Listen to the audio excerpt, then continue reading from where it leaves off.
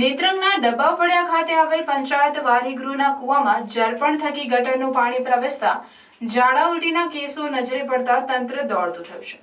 અને મામલતદાર તેમજ આરોગ્ય વિભાગે સ્થળ નિરીક્ષણ કરી જરૂરી સૂચના આપી છે।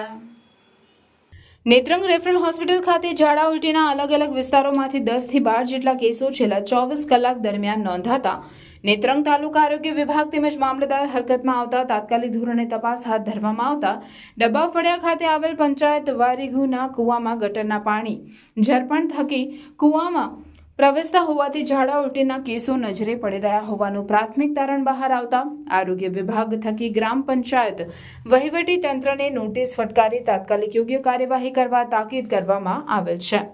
નેત્રંગના ગાંધી બજાર વિસ્તારમાં છેલ્લા 24 કલાક દરમિયાન 5 થી 6 જેટલા તેમજ અન્ય વિસ્તારોમાં ઝાડા ઉલટીના કેસો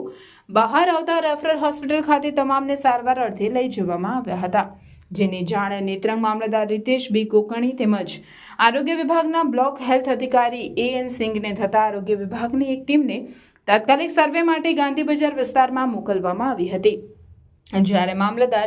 કોકણી તેમજ આરોગ્ય વિભાગની ટીમે ઝાડા ઉલટીના કેસો થવા બાબતે તપાસ હાથ ધરાતા ડબ્બાફળિયા ખાતે આવેલ પંચાયત વારીગૃહના કૂવા પાસે શાંતિનગર જવાહર બજાર વિસ્તારમાંથી આવતા ગટરનું ગંદુ પાણી કૂવામાં ઝરપણ માટે